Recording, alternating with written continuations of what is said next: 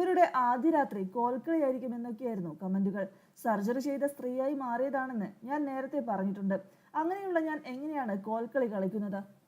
ഞങ്ങളെ നാണം കെടുത്തണം, എനിക്കത് പ്രശ്നമല്ല. കാരണം ജനിച്ചു വളർന്ന നാട്ടിൽ തന്നെ ഒരുപാട് അധിക്ഷേപങ്ങൾ കേട്ടാണ് ഞാൻ വളർന്നതെന്ന് ഹരിണി ചന്ദ്ര പറയുന്നു. പക്ഷേ ഒന്നും അറിയാത്ത ആൾ എൻ്റെ കൂടെ പങ്കാളിയായിട്ടുണ്ട്. ആ വ്യക്തിയുടെ മാനസികാവസ്ഥ ആരും മനസ്സിലാക്കിയില്ല. കല്യാണ സമയത്ത് ആളുടെ ഫാമിലി പിന്തുണച്ചു. പിന്നീട് എല്ലാവരും കാണുന്നത് മോശം കമന്റുകളാണ്.